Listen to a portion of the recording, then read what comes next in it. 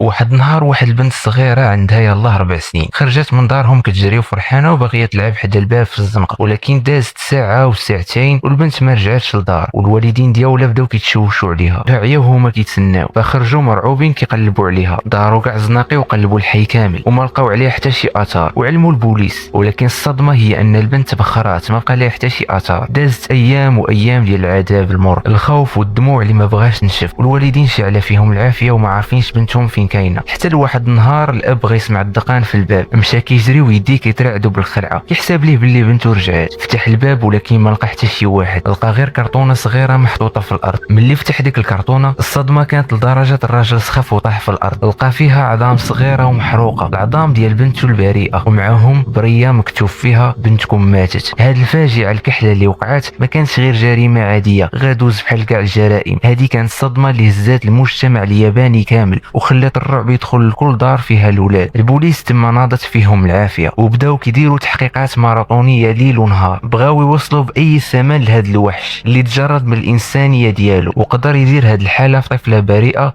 وما كفاش هادشي بل صفت عظامها لوالديها باش يكمل عذابهم. ملي غيبداو البوليس يجمعوا الخيوط ديال هذا اللغز غيكتشفوا باللي هذا الكابوس يلاه هذه هي البدايه ديالو، وطاحوا في طريق واحد من اخطر السفاحين في تاريخ اليابان، شاب توسوتومو ميازاكي اللي غيتسمى من بعد بلقب القاتل الاوتاكو. وباش يزيد هذا اللغز يرجع اكثر معقد، ملي غيدخلوا البوليس من بعد بيد هاد الخينه وغيلقاو راسهم وسط واحد الغرفه غريبه كتشبه لشي فيلم ديال الرعب، وغرفه مظلمه ومكدسه فيها الاف الحوايج والاسرار اللي غتصدم المحققين.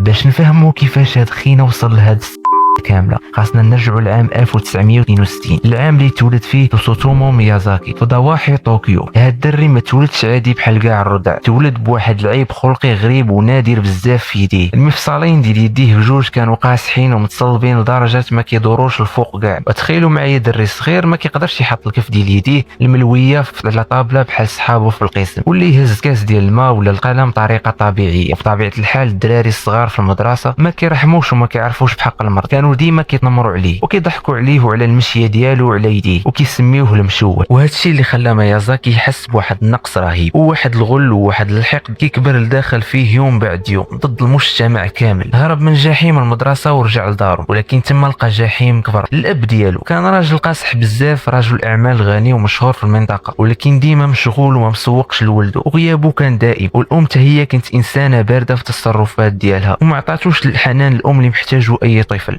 وسط هاد العزله التامه والاهمال من طرف الاب والام، الشخص الوحيد اللي في هاد الدنيا كامله اللي كان كيحن على ميازاكي ويسمع ليه ويفهمه هو جدو. الجد كان هو السند والنقطه البيضاء الوحيده في حياته. ولكن في عام 1988 غتوقع الفاجعه اللي غتدمر النفسيه ديالو. الجد ديالو غيموت. هاد الموت دمر النفسيه ديال ميازاكي تماما ودار واحد تصرف غريب وصادم وصدم العائله ديالو. مشى للمقبره وحاول ياكل الرماد ديال العظام ديال جدو، حيت كان كيحسب ليه بهاد الطريقه الروح ديال جدو غتبقى عايشه لداخل فيه. من بعد هاد الصدمه ميازاكي سد على راسو ودخل في عزله تامه، وتما فين بدا كيهرب من الواقع المر وبدا كيجمع المانغا والافلام الرعب، حتى كدس اكثر من 6000 شريط فيديو لدرجه ان الكاسيت عمر ليه البيت ديالو كامل من الارض حتى للسقف، وعقله بدا كيتشرب الوحشيه. ملي كمل ميازاكي جمع هذوك 6000 شريط فيديو وبقى مسدود عليه وسط ديك الظلمه، عقله ما بقاش كيفرق بين الحقيقه والخيال. ديك الوحشيه اللي كان كيشوفها في الشاشه شربها عقله وبدا كيحس بلي الاشرطه ما بقاتش كافيه تبرد الغل اللي لداخل فيه. هنا غياخد واحد القرار مرعب، خاصو يخرج للزنقه ويطبق هادشي في ارض الواقع باش يحس بالقوه والسيطره اللي حرموا منها المجتمع بسبب يديه المشوهه. وبما انه كان جبان وما يقدرش يواجه الناس كبار، الاختيار ديالو طاح على الضحيه الاسهل والاضعف، طفلات صغارات بريئات عايشين في امان الله وما عارفين والو على الخبث اللي في هذا العالم. بدا كيخرج بالطوموبيل ديالو كيدور وسط الاحياء الهادئه في ضواحي طوكيو، وعينيه بحال الصقر كيقلب على اي بنت صغيره غافله على والديها. في شهر غشت عام 1988 غيلقى الضحيه الاولى ديالو، البنت اللي غتبدا معاها سلسله ديال الكوابيس. في هذاك النهار من شهر غشت 1988 كان ميازاكي كيدور طوموبيلته وسط شوارع منطقه ساياتاما قريبه من طوكيو، طوكيو، وهو يبان ليه الهدف ديالو. بنيته صغيره عندها يلاه 4 سنين سميتها ماري، كانت غاديه بوحدها في الزنقه فرحانه وكتلعب. مايازاكي وقف طوموبيلته حداها، بدا كيهضر معاها بابتسامه مزيفه باش يطمنها، واستغل البراءه ديالها وقال ليها باللي غيديها لشي بلاصه زوينه ويصورها، حيت هو اصلا كان كيعشق التصوير. البنت مسكينه تاقت فيه وطلعت معاه، ما كانتش عارفه باللي طلعت لطريق الموت. الصدمه الكبيره هي انه ما اكتفاش بالقتل، بل رجع بالشرير لدارو وجر جثه لبيتو المظلم وسط ديك 6000 شريط، وتما بدا كيدير الافعال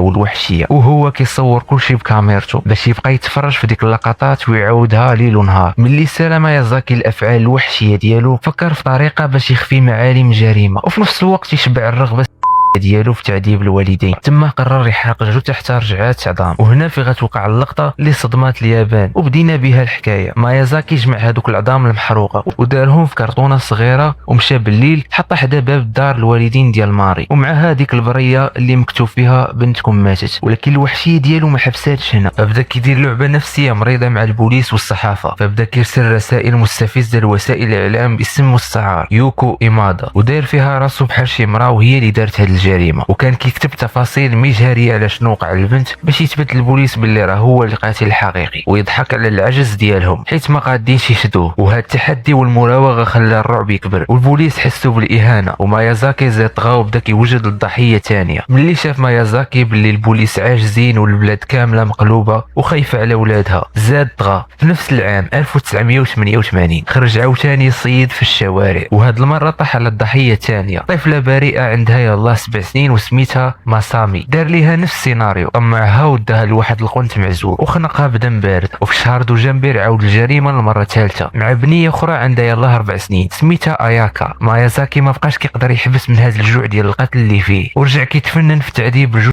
والتصوير ديالهم، وكيدوز ساعات طوال في البيت ديالو المظلم وسط 6000 شريط وهو كيتفرج في داك الشيء اللي دار ومستمتع لاقصى درجه. والبوليس في هذا الوقت كامل كانوا غارقين في الحيره، كيجريو في كاع الاتجاهات وما عندهم حتى خيط واحد اللي غادي يوصلهم لهذا السفاح، حيت ما كان كيشك فيه حتى شي واحد، كيبان انسان درويش وما كيأذي حتى واحد في الظاهر. في شهر يونيو من عام 1989 خرج مايازاكي عاوتاني باش يدير الجريمه الرابعه ديالو، وهاد المره طاح على بنيه صغيره عندها يلاه 5 سنين سميتها توهوكو، داها لواحد البلاصه غابويه معزوله، دار نفس الافعال الوحشيه ديالو وخنقها حتى ماتت وتخلص من الجثه ديالها بدم بارد. مايازاكي في هاد اللحظه حس براسو ذكي بزاف ومستحيل يتشد. هاد الثقه الزايده هي اللي غتعميه وغتخليه يدير الغلطه غبيه بزاف غتكون هي السبب في النهايه ديالو. من بعد اسابيع قليله في شهر يوليوز بان ليه واحد الهدف جديد، جوج بنيات صغارات وخوت كانوا كيلعبوا في واحد البارك. مايازاكي قرب منهم وبدا كيحاول يجر الكبيره فيهم باش تطلع معاه طوموبيل وتم يصورها، ولكن هاد المره ماشي بحال المرات اللي فاتوا. الاب ديال البنات كان قريب ورد البال شي حد غريب كيهضر مع بناته، جا كيجري وهو كيغوت. مايازاكي تخلع طلق من البنت وهرب كيجري بحال الفار ودخل الطوموبيل ديالو، ولكن الاب كان ذكي بزاف ما خلاش هاد اللقطه تدوز، وقدر يقيد الرقم ديال الماتريكيل ديال الطوموبيل وصيفطو للبوليس نيشان. ملي البوليس شدوا الماتريكيل ديال الطوموبيل ما دازت حتى ساعه قليله كانوا محاصرين مايازاكي والقبضوا عليه، وتما غتوقع الصدمه اللي بكات اليابان كامله. ملي دخلوا البوليس للبيت ديالو طاحوا على ديك الغرفه المظلمه ولقاو 6000 شريط فيديو، والمصيبه هي انهم اللي بداو كيتفرجوا في الاشرطه لقاو مايازاكي مصور كاع الجرائم والتعذيب اللي دار في الضحايا بدم بارد. والاسوء من هذا الشيء لقاو بقايا عظام ديال الضحايا الاخرين مخبعين وسط المجلات والركان ديال البيت. ومايازاكي في التحقيق ما نكر والو، كان كيهضر ببروده وبلا ندم، وقال لهم باللي كان كيدير هذا الشيء حيت كيحس بالمتعه والسلطه. والصحافه والناس تخلعوا من هذا الوحش البشري اللي تسمى بقاتل الاوتاكو. المحاكمه ديالو دامت سنوات طويله حيت الدفاع حاول يقول باللي راه مريض عقليا، ولكن المحكمه كانت صارمه وفي الاخير تم الحكم عليه بالاعدام شنقا، وتنفذ فيه الحكم باش يتطوى واحد من ابشع واظلم الفصول في تاريخ الجريمه وترتاح الارواح ديال هذوك الملائكه الصغار. فهنا كنكون وصلنا لنهايه ديال القصه ديالنا. ما تنساوش تكتبوا لي اراء ديالكم في التعليقات ونتشوفوا في الفيديو الجاي.